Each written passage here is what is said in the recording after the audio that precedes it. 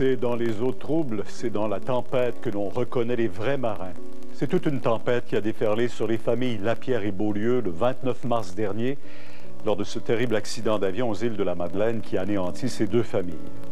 Aujourd'hui, presque 2 semaines après les événements, une semaine après les funérailles qui ont été célébrées dans l'intimité familiale aux îles de la Madeleine, c'est en quelque sorte une prolongation de ces funérailles à laquelle étaient invités ce matin parents, amis, personnalités publiques à l'église Saint-Viateur d'Outremont pour un dernier hommage à Jean Lapierre, l'homme public, et sa conjointe Nicole Beaulieu. À la demande des familles et en tout respect, la cérémonie présidée par l'archevêque de Montréal, Monseigneur Christian Lépine, s'est déroulée sans diffusion en direct. La famille a cependant voulu que les témoignages des proches, des amis et des politiciens qui les ont connus et appréciés soient partagés. Nous allons donc vous les faire entendre. Dans un premier temps, les membres les plus proches des familles, Marianne et Jean-Michel, les enfants de Jean, et vous entendrez aussi Pierre et Marthe Beaulieu, frères et sœurs de Nicole, la conjointe de Jean.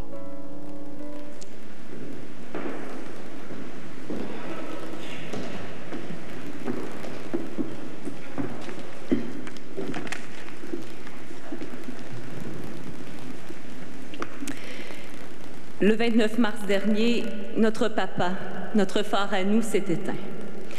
Un homme de clan, un homme de parole, un homme de cœur. Il était le grand-papa Jean de Alix, Oscar, Mila et Lennox, le grand amour de Nicole, le grand frère de Martine, Laure, Marc et Louis, et le fils aîné de Raymond et Lucie.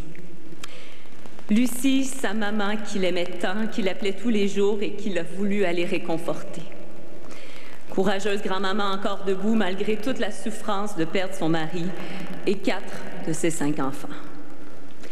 Notre père était de cette lignée, solide, droit, fier.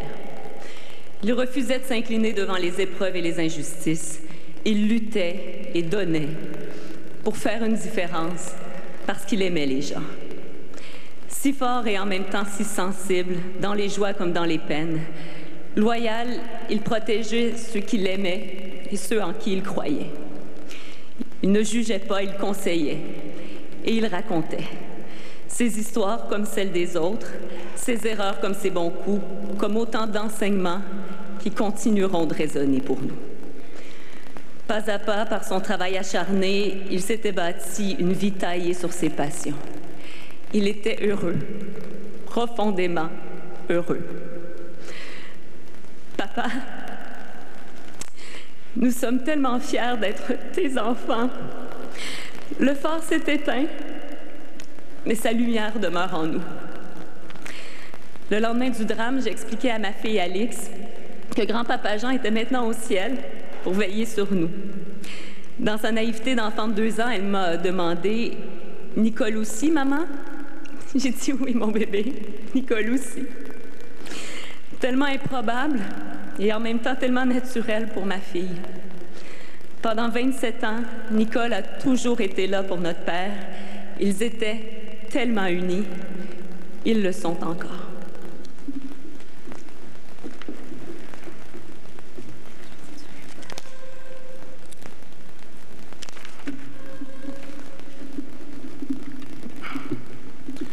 Le 29 mars, le destin a été tout aussi cruel pour notre tante Martine, une femme brillante, énergique, pleine de répartie et de joie de vivre.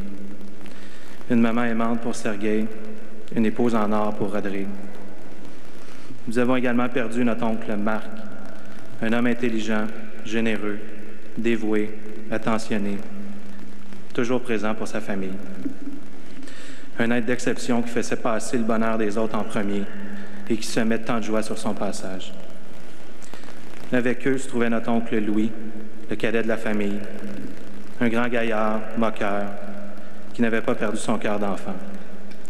Un père, surtout, qui adorait sa fille Alexandra. Ils sont allés rejoindre beaucoup trop tôt notre grand-père Raymond, décédé la veille. Un homme extraordinaire, courageux, travaillant, qui a servi de modèle à tous ses enfants.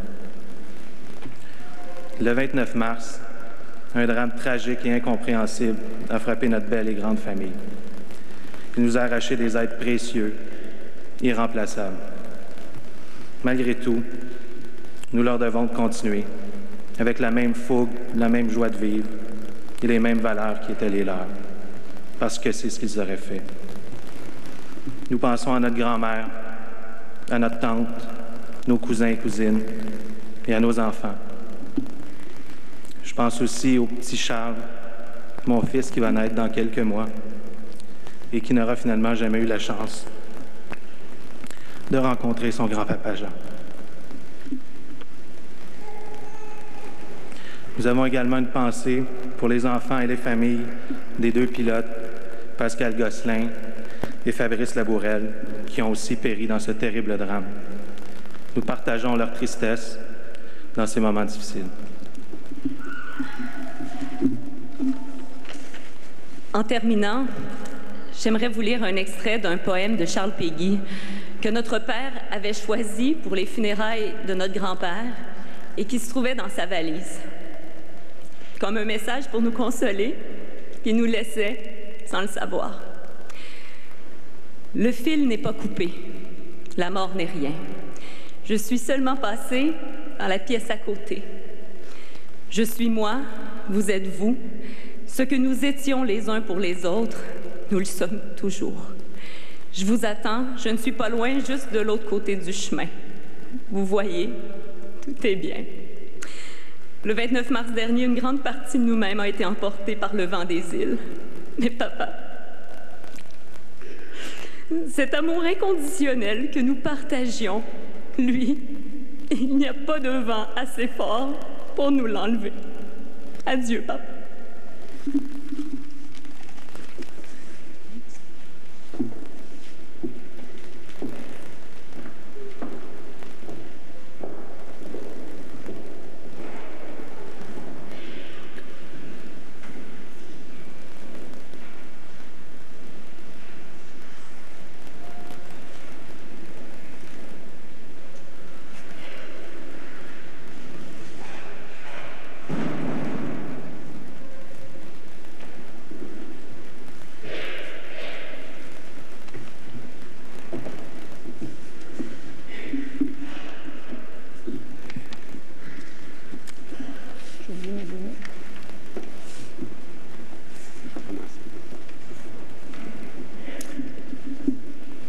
Bonjour à tous.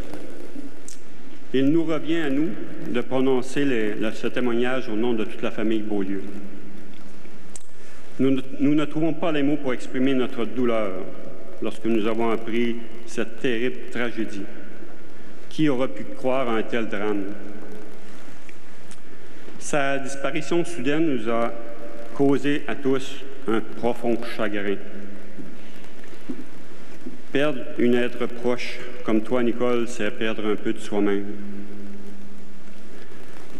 Perdre sa sœur, une amie, une confidente, une chum de brosse, comme on dit au Saguenay, est une peine qu'on ne peut imaginer et qu'il nous sera très difficile de combler le vide qu'elle laisse en nous et d'apaiser la souffrance que nous ressentons.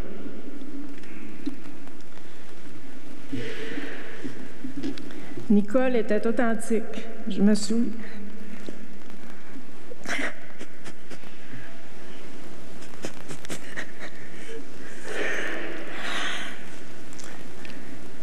Je me souviendrai à jamais de son grand.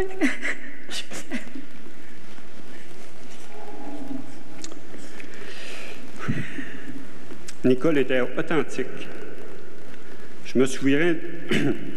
C'est cette phrase-là qui va mal. Je me souviendrai à jamais de son grand cœur, de sa bonté, de sa générosité, de son écoute et surtout de sa complicité. Les amis proches ont tous connu la complicité de Nicole. Nous nous souviendrons toujours de sa joie de vivre, son entrain et ses longues heures passées à ses côtés. Elle était travaillante, brillante, et elle a accompli de nombreux projets au cours de sa carrière comme criminologue. Je continue. La plupart d'entre nous, ici présents, auront connu une relation unique avec Nicole. Et à ce titre, nous portons tous dans notre cœur une partie des richesses qu'elle nous laisse. Ses valeurs, les sentiments, les nombreux instants de joie et de rire comme elle seule savait le faire. Sa relation avec Jean était harmonieuse. Sauf quand Nicole disait qu'elle allait faire du jogging et que Jean répliquait « Tu cours même pas, tu marches vite ». C'était très harmonieux. Qui d'entre nous n'ont pas dégusté leur version du pâté chinois? Leur recette était unique et rendait jalouse Thérèse dans La Petite Vie. Steak, patates, blé d'Inde, fromage, bacon, oignons. Et là, j'avais plus de place pour marquer tous les ingrédients. Mais après en avoir mangé, comme disait Paul Larocque, le prochain repas était dans 2 jours, le temps de tout digérer ça. La plus belle façon d'honorer la mémoire de Nicole est de sécher nos larmes et de le garder bien vivant dans nos cœurs. Jean et Nicole voulaient que cette cérémonie soit festive. J'aimerais bien les voir à notre place. Tous les jours, Nicole, tu vas nous manquer tellement. Repose en paix. Une autre phrase qui est dure à dire. Repose en paix à côté de Jean, ton ami, ton compagnon, ton amoureux. Merci.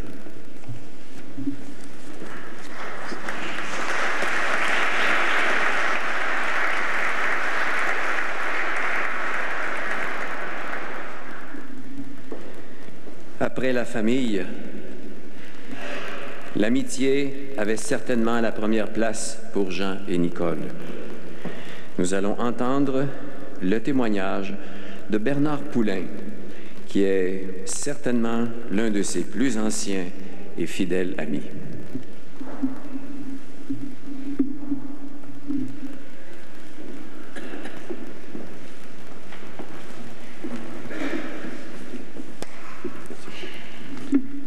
Prendre la parole après Marianne, Jean-Michel, Pierre et Marthe Beaulieu n'est pas facile. Et pourtant, comme eux, j'ai perdu un membre de ma famille. Jean était un ami proche et un parent que j'ai choisi. Je me sens béni des dieux d'avoir pu avoir son amitié et sa confiance pendant plus de 40 ans. Jean, tu nous laisses un vide trop difficile à combler. Outre ton salut légendaire, tes intonations toujours toniques, je vais regretter ton écoute, ta présence, tes bons conseils, tes analyses toujours pertinentes, ton sens d'humour, ton sens de la dérision dans les moments les plus tragiques et le très spécial mononcle que tu as été toujours à mes enfants. Jean, je voudrais dire à tous qui te regrettent sans t'avoir aussi bien connu que moi que tu mérites toute l'affection qu'ils t'ont portée et leur affliction pour ton départ prématuré. Je sais que la vie nous réserve des épreuves. Celle-ci en est une marquée au fer rouge dans ma mémoire et dans mon cœur.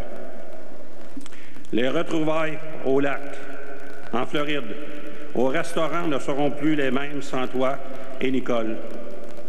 Nicole, cette bonne vivante qui aimait la vie, la fête, les plaisirs simples et qui a su toujours être à tes côtés, au point, fait troublant, de quitter la vie en même temps que toi.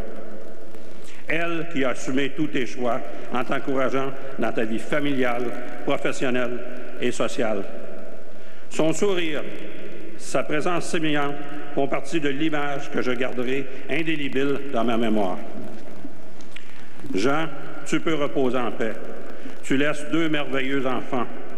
Coup sûr du destin m'a fait côtoyer et connaître mieux ces derniers jours. Ils sont tes très dignes enfants et vont te porter ton flambeau avec dignité, l'éthique et les grandes vertus qui te caractérisent. Jean, je n'étais pas ton seul ami. Je voudrais, au nom de ceux qui ne prendront pas la parole aujourd'hui, être l'écho de leur regret de te voir nous quitter. Toi, qui as été le Robin des Bois des temps modernes du Québec, qui a eu une manière bien à toi de faire partager les privilèges des bien nantis avec les plus fragiles. Tu as partagé ton réseau et tes relations avec ton ami, ici présent, le tailleur de Granby, en nous le recommandant à tous pour faire des habits sur mesure. Tu as envoyé tous tes amis dans les petits restaurants qui ouvraient pour t'assurer de leur succès commercial. Il faut les aider, était ton leitmotiv. Il faut les aider. Aider, assister, écouter, servir, participer, être là. Toutes ces vertus qui se font de plus en plus rares étaient ton moteur de vie, ta devise. Le vrai monde, comme tu l'appelais, a toujours été ta préoccupation. Je garde en mémoire ton voyage au Maroc où tu as passé une semaine dans un hôtel où je descendais pour mes voyages d'affaires. Pendant les 10 années qui ont suivi ton passage, le chasseur, le réceptionniste, le concierge qui voit défiler de nombreux clients ne manquait pas une occasion d'évoquer le souvenir de ton passage et combien tu as été gentil et généreux avec eux. Jean, tu nous quittes en apportant un grand secret. Comment fait-on pour toujours dire ce que l'on pense, ce que l'on ressent, sans se faire des amis? Des ennemis, pardon. Tous ceux qui t'ont connu de près de loin te regrettent. Toi qui n'as jamais fait autre chose qu'être toi-même, qui ne voulais rien faire qui ne soit en harmonie avec tes idéaux. Je ne peux pas conclure cet hommage sans prendre l'engagement public d'être à la disposition de Jean-Michel et de Marianne à chaque fois que le jugeront utile.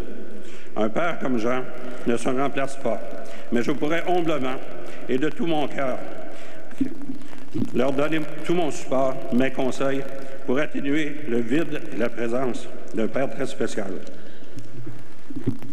Voilà, en quelques lignes, mon témoignage, mon hommage à l'ami avec un grand A, a été Jean. Adieu, adieu, Jean. Repose en paix.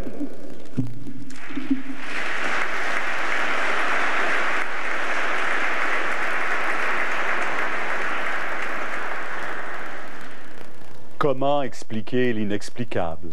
Jean Lapierre était profondément croyant. Sur ses fondements, l'archevêque Christian Lépine a rappelé que la vie va au-delà de la mort. Nous sommes tous encore sous le choc de la tragédie qui a causé la mort de Jean Lapierre et Nicole Beaulieu. Nous prions pour les enfants de Jean, Marianne et Jean-Michel, pour Madame Lucie Cormier, la mère de Jean, Martine, Marc et Louis, pour Laure Lapierre, leur sœur, et tous les autres membres de la famille. Nous prions également pour les frères et sœurs de Nicole, Réal, Rémi, Marthe, Rosaire, Serge, Pierre et tous les autres membres de la famille. Nous prions pour les pilotes Pascal Gosselin et Fabrice Labourel et leurs familles.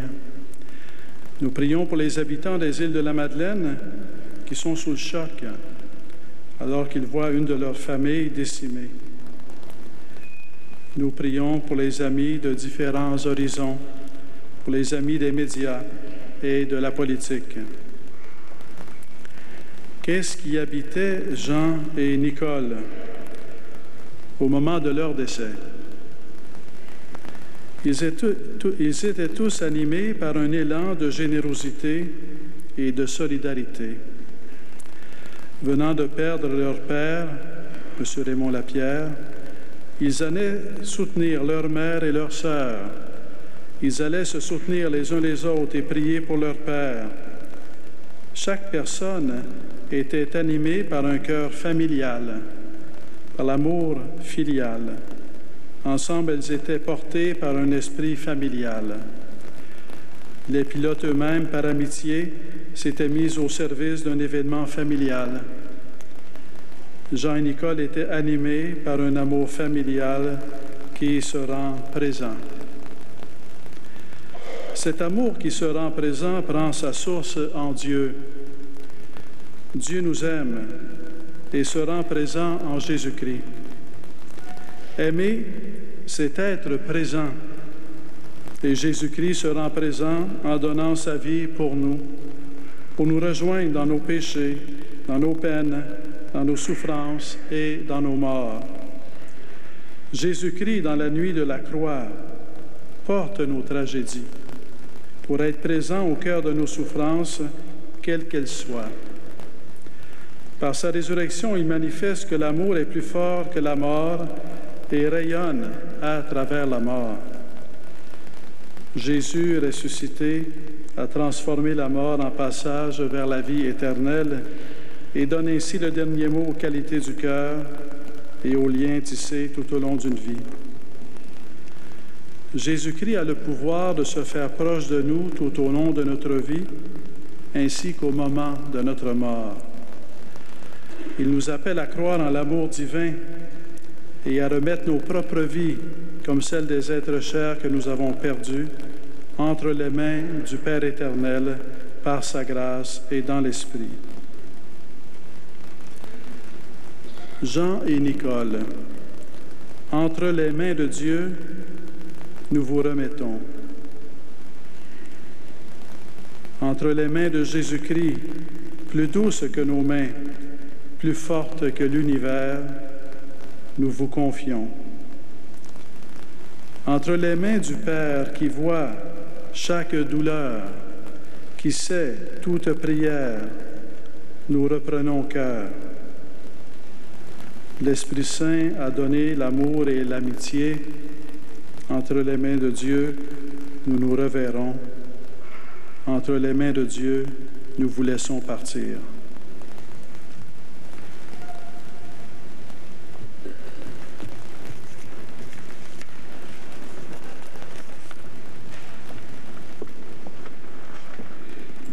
Il va sans dire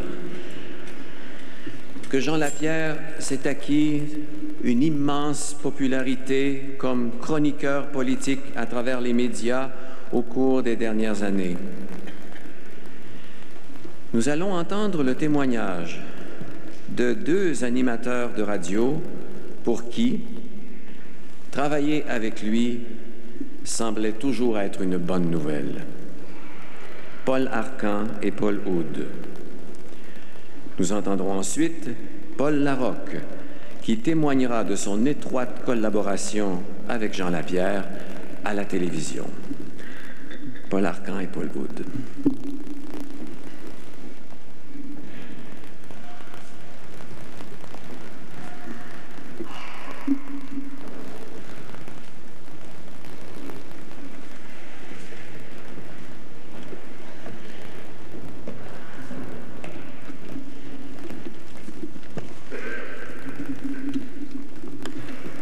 Comment résumer en quelques minutes les sentiments qui nous unissent tous et toutes depuis quelques semaines?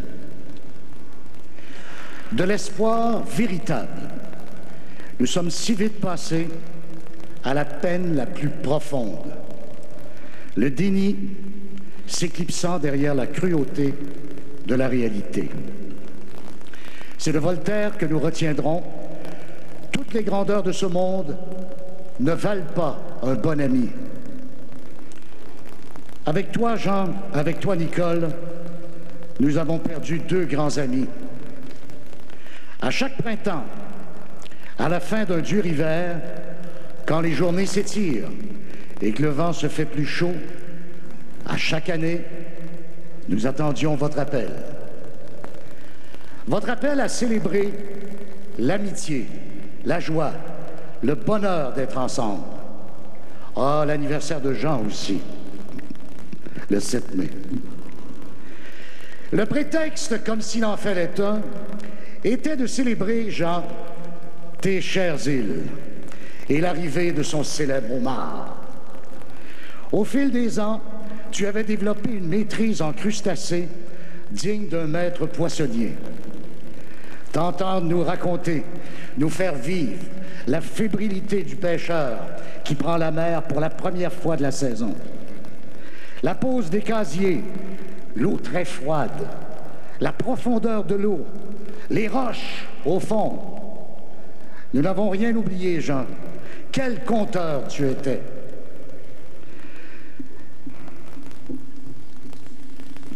Et en bon politicien, tu nous as tous facilement convaincus que le meilleur homard au monde, le seul, c'était bien celui de tes chères îles.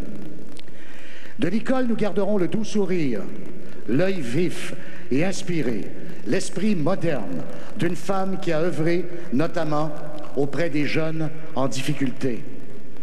La passion qu'elle éprouvait pour son travail, tout comme celle de Jean pour le sien, les ont souvent forcés à vivre éloignés l'un de l'autre.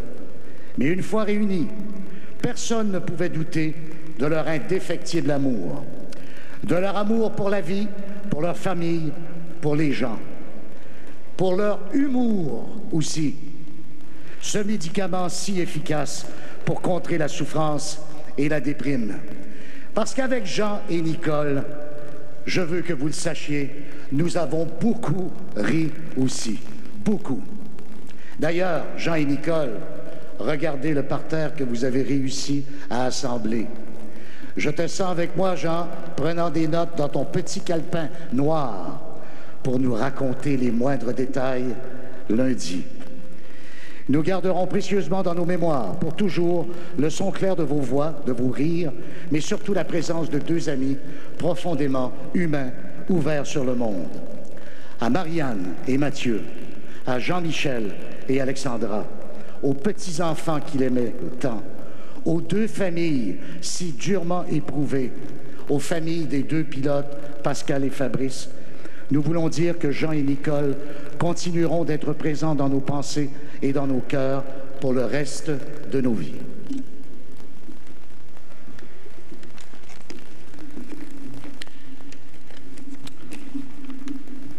Paul a raison. Depuis tantôt, j'imagine Jean passant d'un premier ministre à l'autre, d'un maire à l'autre, et placotant sur le perron de l'Église, quelle formidable chronique il aurait fait lundi. Nos larmes étaient à peine séchées que nous cherchions encore nos mots. Quand la vie frappe brutalement, on ne sait pas quoi dire, on ne sait pas comment exprimer notre chagrin. Tout ce qu'on peut faire, c'est de se serrer les coudes et de se coller sur ceux que l'on aime, comme Nicole et Jean l'ont toujours fait. C'est probablement le plus bel héritage qu'ils nous laissent.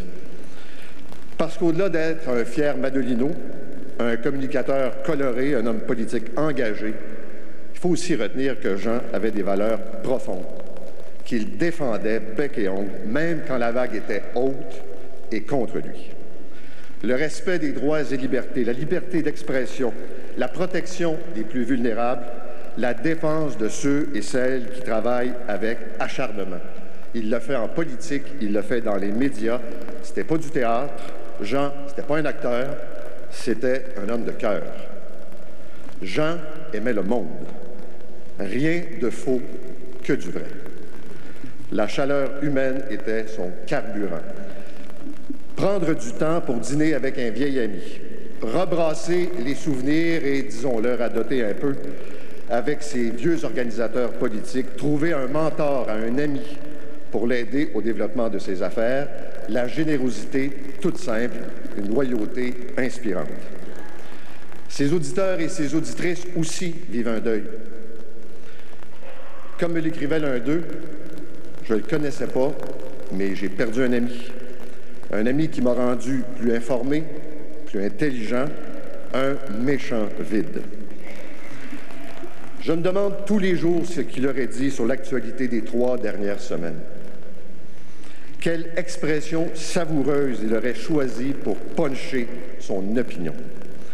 Et quel potin surtout. Il m'aurait confié en secret pour évidemment ensuite le partager avec au moins une centaine de personnes. Quand il me disait « Es-tu parlable pour faire un peu de manche prochain ?» et c'était pratiquement tous les jours, je savais qu'il allait faire ma journée et la journée aussi de nos auditeurs. Jean et Nicole me manquent, les deux nous manquent à tous. Marianne, Jean-Michel, vous avez un père formidable. Et comme on dit, il était fin. C'était aussi son expression. Il était fin avec vous, avec ses amis, puis avec le monde. Et je pense qu'on n'est pas tous aussi gentils que ça.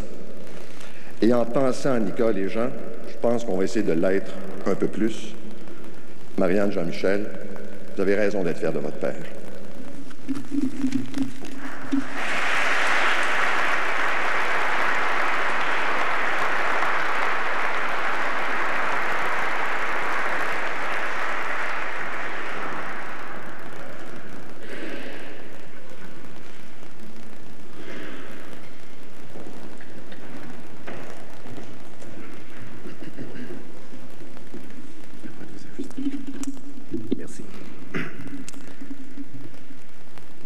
Facile de parler après Paul et Paul.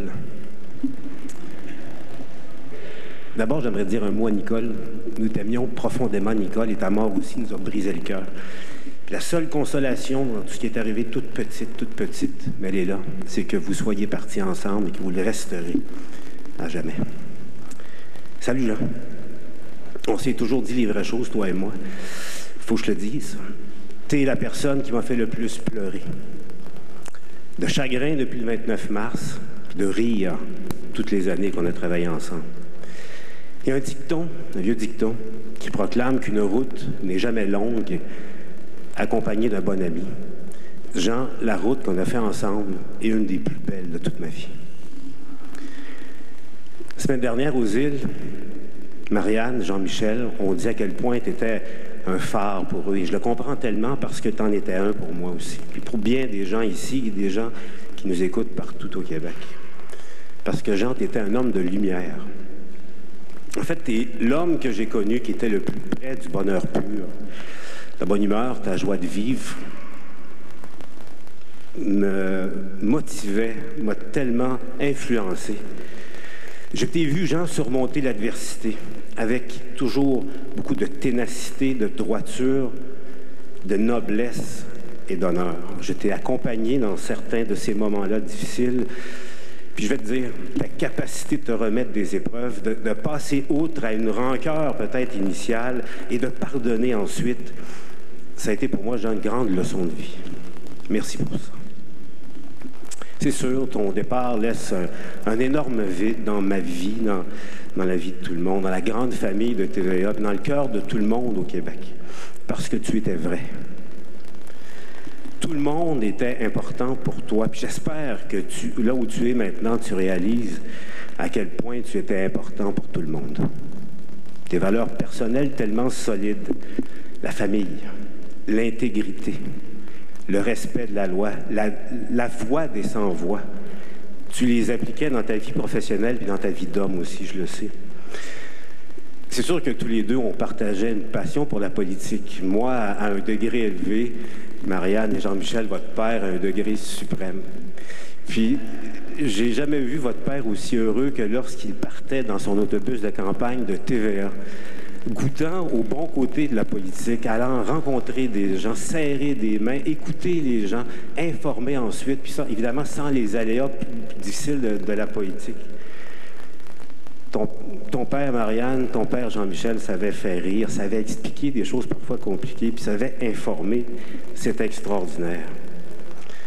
Mon ami Jean, tu m'as montré aussi comment le respect des gens était important. Le respect des personnes, même dans la couverture politique. Et surtout dans la couverture politique. Tout le monde le sait, Jean, tu avais le carnet mondain le plus garni du Québec. Tous les grands d'ici y figuraient.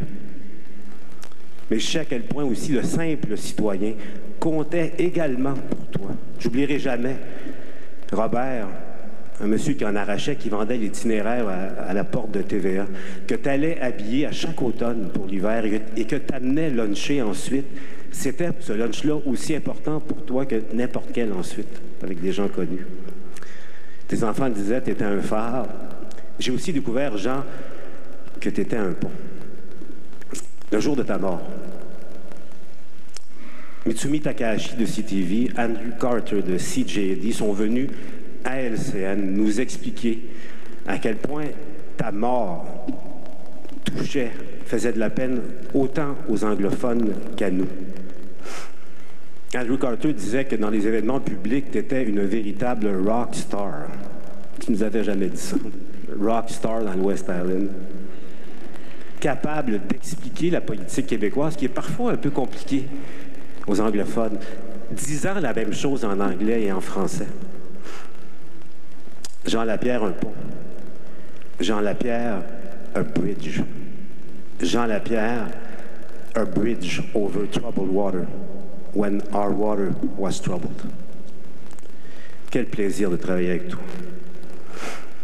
Aujourd'hui, on s'est toujours dit les vraies choses, je vais te faire une confidence. Je m'étais préparé, je vous disais, j'ai tendance à rire, éclater de rire, pleurer de rire souvent. J'ai peut-être préparé un mécanisme de défense, parce que c'est pas évident de travailler aux côtés de Jean Lapierre, vous le savez.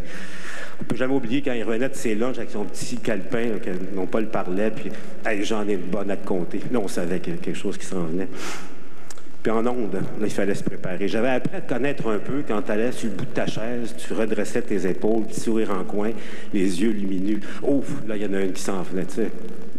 Une commission, pas de pouvoir d'assignation, c'est un castor, pas dedans, tu sais, c'est...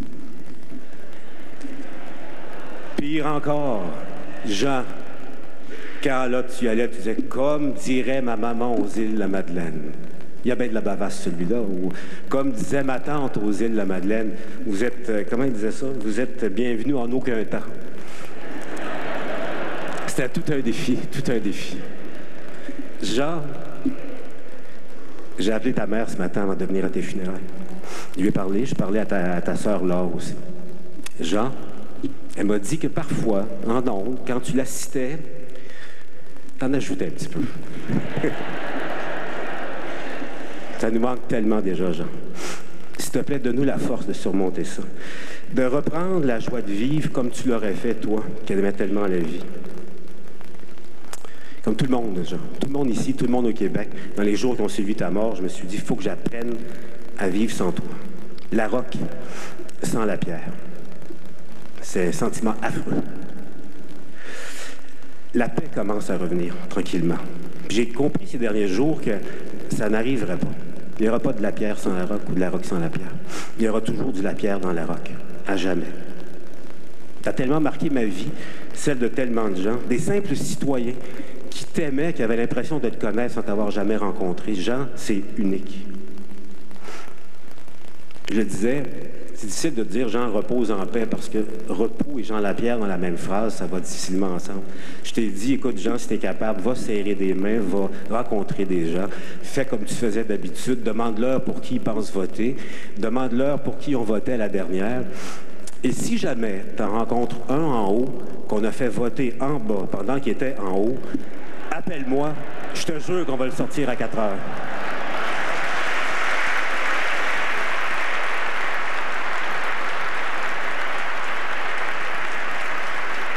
Je vais te laisser, Jean, en disant que je me suis surpris à un moment donné, ces derniers jours, en me disant j'ai presque hâte de te retrouver. De se faire un La Roque Lapierre à tous les jours. Mais pas tout de suite. J'aimerais prendre soin des miens encore longtemps. Puis avec tout le monde ici, donner un coup de main à Marianne, puis à Jean-Michel, puis à toute la famille s'ils en ont besoin. Puis un jour, peut-être, aller luncher avec des petits-enfants. Puis leur dire à quel point leur grand-père était un homme bon, un homme grand.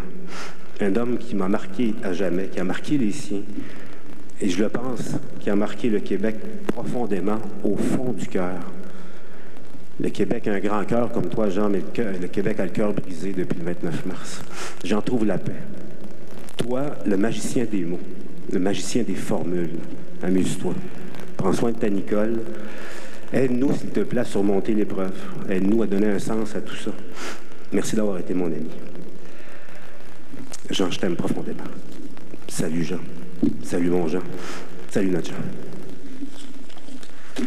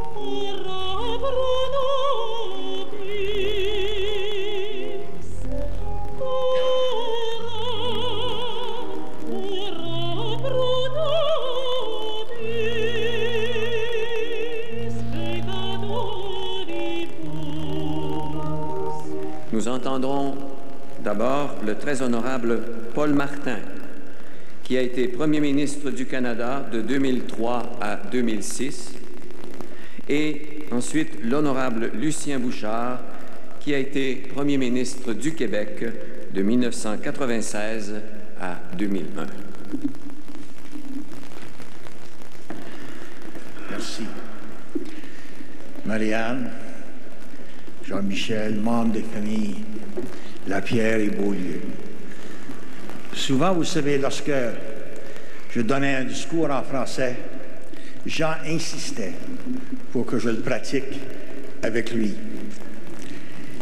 Laissez-moi vous le dire, s'il y a une occasion où j'aurais besoin de son aide, c'est bien celle-ci. Il y a un mois environ, la dernière fois que nous nous sommes rencontrés, Jean, Nicole et moi avons parlé de notre prochaine journée de golf.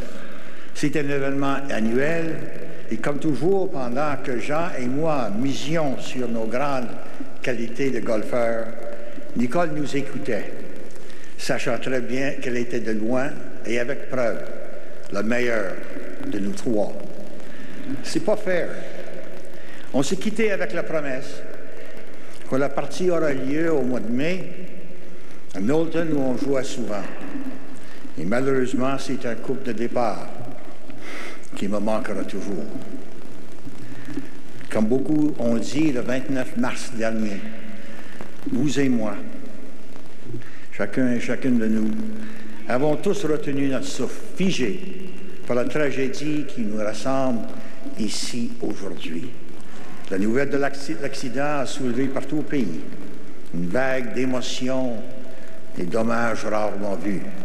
On se posait tous la même question. Comment ça se fait? Comment est-ce que la voix d'un grand et d'un fier Québécois et Canadien peut-elle s'éteindre si soudainement, si tragiquement? Car la voix de Jean reflétait vraiment sa passion du Québec et du Canada. Je suis certain que chacun et chacune d'entre nous avons une histoire à raconter à propos de lui, un bout de vie qu'il a partagé, un conseil qu'il nous a donné, une expérience qui nous a influencés, une épreuve ou un succès qu'il a vécu avec nous. C'est pour cela que pour nous, le départ soudain de Jean est si difficile à accepter. Il avait un esprit vif, une passion pour les débats, une répartie inégalée. C'est pour cela que, comme chroniqueur politique, tous écoutaient ses propos chaque matin.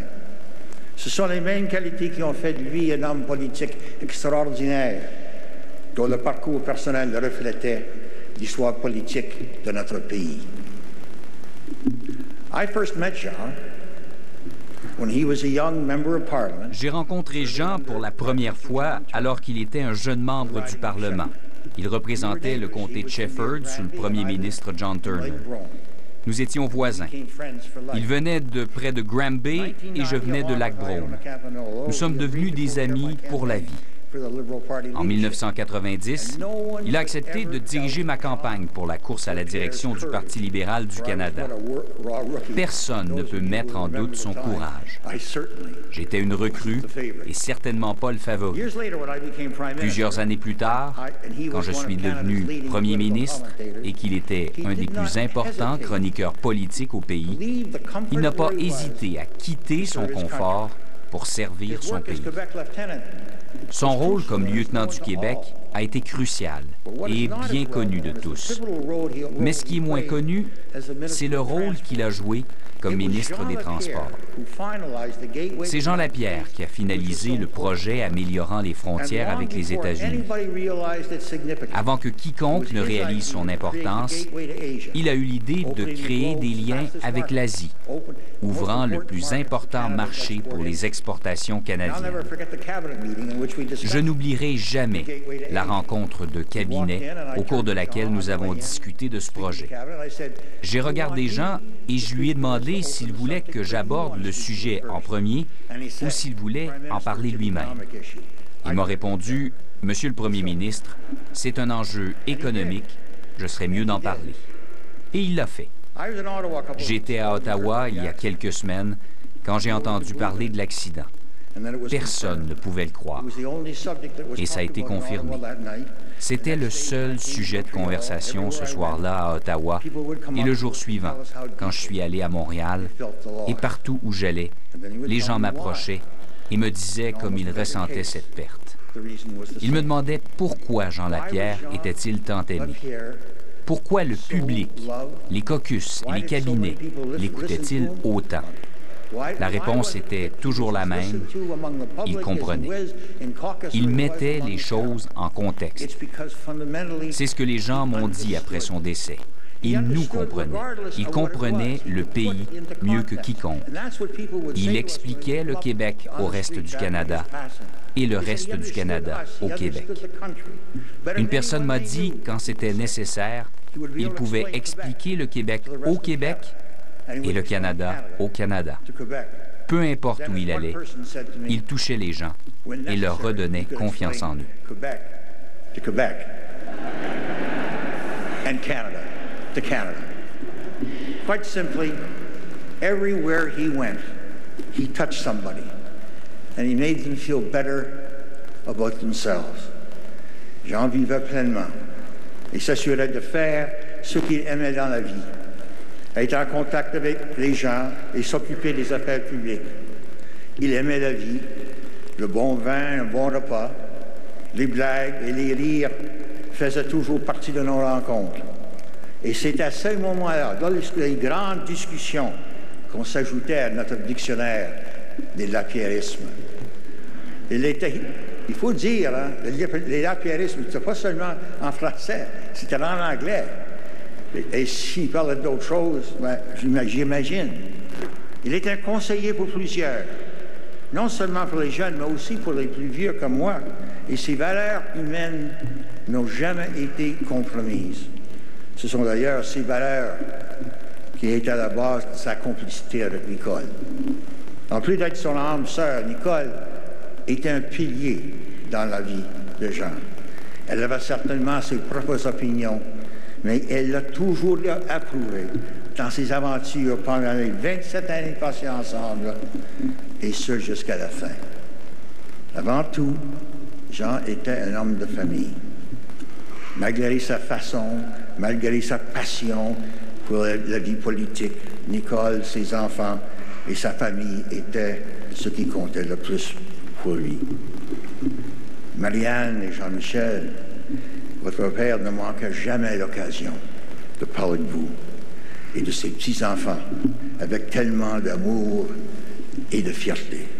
Et il était si heureux d'être grand-père. J'étais grand-père avant lui. Puis lorsqu'il est devenu grand-père pour la première fois, il m'a téléphoné. Puis il dit, là encore, je vous bats, je suis grand-père. Pourriez-vous dire à votre grand-mère, et alors, que nous savons tous qu'il n'y a pas de mots qui puissent soulager la tristesse qu'elle ressent, mais qu'elle est toujours, les deux, dans nos prières et nos pensées. Alors, Jean, tu nous as quittés, mais ton souvenir ne nous quittera jamais. Salut, salut, mon ami. L'écho de ta voix me manque déjà. Merci.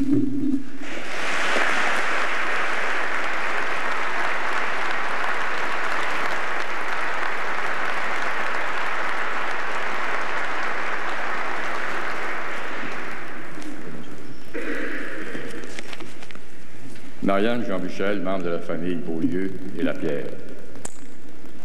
Le tragique n'a jamais fait partie de l'idée qu'on se faisait de Jean Lapierre. Il était de ceux qui sont doués pour le bonheur et capables d'apprécier les beaux côtés de la vie, la bonne humeur, la bonne chair, les conversations enjouées. Rien ne nous a donc préparés à la catastrophe qui a mis fin à son destin, là où il avait commencé 59 ans plus tôt aux îles de la Madeleine, et aucun de nous n'arrive à se chasser de l'esprit l'horreur des derniers moments où il a vu son destin basculer, en même temps que ceux de Nicole, de sa sœur et de ses deux frères. C'est ainsi que Mme Lucie Cormier-Lapierre déjà en deuil de son mari, s'est trouvée du coup orpheline d'une belle fille et de 4 de ses 5 enfants. Le seul moyen de conjurer un tant soit peu ce drame, c'est d'évoquer ce qu'il y avait de joie de vivre et de franchement drôle dans les relations que Jean entretenait, non pas seulement avec ses proches et amis, mais aussi avec ses auditeurs. Plus que quiconque, il riait de bon cœur et faisait rire. Il pouvait, par exemple, vous appeler en disant « J'en ai une bonne pour toi », sauf qu'il lui arrivait de s'étouffer de rire avant de pouvoir la raconter. Il détestait le pétage de bretelles, l'affectation, le langage pointu, le ton sentencieux, les explications tortueuses. En fait, il avait sa langue à lui, qui devait beaucoup au franc-parler des pêcheurs des îles. Là-bas, on ne peut tricher avec la marée, les brumes d'automne et les tempêtes parfaites. Jean pensait que le rire est la meilleure façon de corriger les mœurs et aussi l'arme la plus redoutable en politique. J'en fis l'expérience personnelle. Entré à la Chambre des communes, au sortir des salons parisiens où on s'adressait à l'ambassadeur avec beaucoup de respect, j'ai dû faire face à ces questions moqueuses, avec tout le monde qui, évidemment, rit de vous, surtout en face. Il avait le don de nous ramener sur terre, ce qui ne l'empêchait pas de vouer un véritable culte à l'amitié. La sienne était faite de sollicitude, mais aussi d'une loyauté qui s'exprimait d'abord par la franchise. Un jour, sur le coup d'un mécontentement que m'avait inspiré un article de journal, j'avais rédigé sur le champ une lettre de protestation enflammée, avec bien sûr l'intention de la rendre publique. Rencontrant Jean sur les entrefaites, j'eus l'idée de lui faire d'abord admirer mon chef-d'œuvre. Il me dit, après l'avoir lu, c'est une très belle lettre, vraiment superbe, dépêche-toi d'en le mettre dans le tiroir. Les expressions imagées ne lui manquaient jamais pour simplifier une question ou camper un personnage. Par exemple, il fut le premier à décrire comme une coalition arc-en-ciel le large rassemblement d'électeurs que le Bloc cherchait à réaliser. Toutefois, les instances du Bloc venaient tout juste d'adopter le symbole du parti, c'est-à-dire, très imaginatif, un cube dont tous les côtés étaient illustrés d'une fleur de lys. Jean n'avait rien contre les fleurs de lys, mais il n'appréciait pas les voir toutes peintes en bleu. Il trouvait que ça ne faisait pas très arc-en-ciel. Alors, désireux de recevoir la bénédiction de Robert Bourassa pour participer à la fondation du Bloc, il insista pour faire ajouter une couleur, la couleur rouge. C'est ainsi que l'une des faces du cube du Bloc fut peinte en rouge, qui, comme on le sait, est une couleur plutôt libérale, donc plutôt fédéraliste. Nicole et lui ne rataient aucune occasion de manifester leur hospitalité envers les amis. Nicole, d'abord, c'était une naturelle, fille du Saguenay, et Jean, lui, certainement, tenait cette qualité de sa mère aux îles. Mais lui-même, on se rappellera que, à part les dîners intimes auxquels beaucoup de gens ont participé à leur résidence, que Jean, auparavant, étant député de Sheffield, organisait chaque année, moi j'ai assisté déjà à une couple de reprises, des gargantuesques parties de homards où on pouvait recevoir jusqu'à 700 personnes. Et c'était le moment où les gens mangeaient les meilleurs. Les canneuses. Ceux qui connaissent ça savent que les jeunes avaient appris ça, que les canneuses, c'était les meilleurs homards. Ce sont ceux qu'en général, les Madeleinots essaient de ne pas trop exporter trop loin. Et les homards étaient pêchés la nuit, étaient mis à bord de l'avion. Le matin, mangé le soir, frais, à Grand Bay. Alors, Jean, qui avait de sa mère une admiration, un amour illimité, m'avait dit un jour, alors qu'on était aux îles, en séjournant avec lui, la mère voudrait vous recevoir. Et si vous voulez, demain soir, je ne sais pas, un soir qui avait été prévu, vous allez voir un repas fantastique, un repas spécial qu'elle doit faire pour vous. Alors, le soir de la réception, je suis un peu surpris de voir Mme Lapierre nous servir un gigantesque T-bone steak, un T-bone steak, gros steak.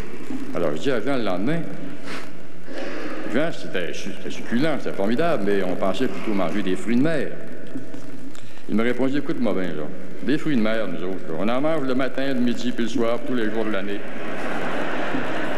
Alors, il dit, quand même, vous a servi, c'est le mets le plus rare qu'on puisse trouver aux îles, des steaks venus de Montréal. Ah oui, puis as-tu une idée de ce que ça peut coûter rendu ici, des steaks de Montréal? Toujours au chapitre de l'amitié, je le revois le jour de ma sortie d'hôpital, après mon accident de santé de 94, se présenter chez moi en compagnie de la toute jeune Marianne. Il nous apportait des plats de palourdes et de leur fameux pâté chinois.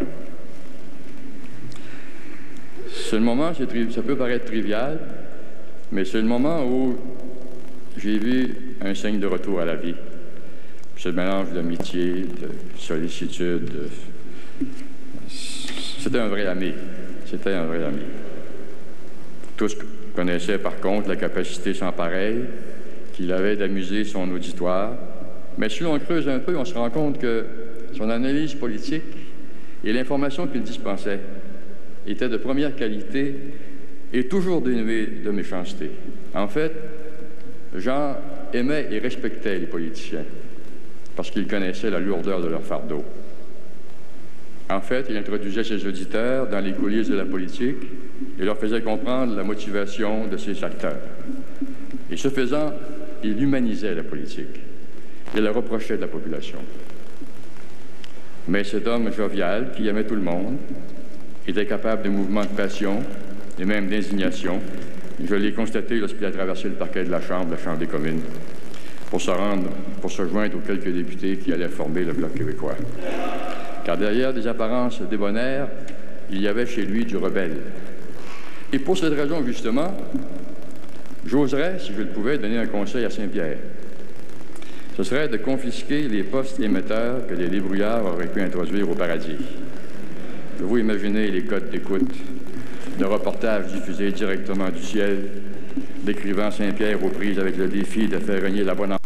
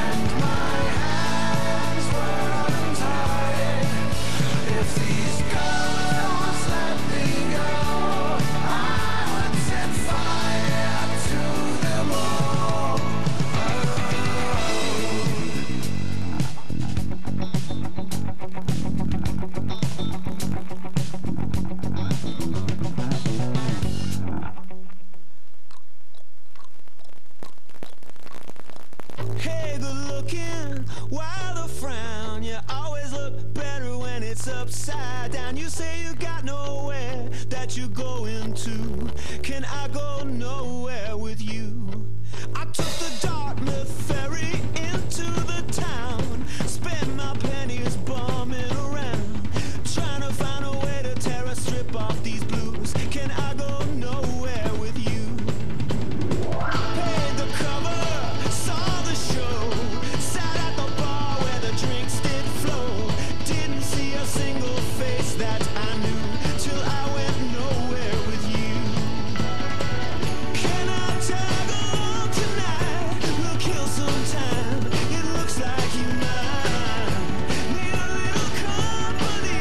I'm so cheap, I might as well be free. Hey, good looking, why the frown? You always look better when it's upside down. You say you got nowhere that you're going to. Can I go nowhere with you? Here we go. Na na na na na na na na na na. Can I go nowhere with you again? Na na na na na na na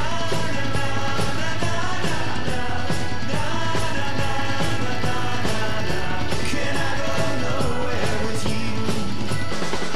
Can I tag along tonight? We'll kill some time. It looks like you might need a little company. I'm so cheap, I might as well be free. Whoa, whoa, whoa, whoa. If you get tired and want to go home, I'm still wired, I can go it alone. Same time next week at 10:15, and we can go nowhere again. If you show up then you know I will too. Can I go nowhere?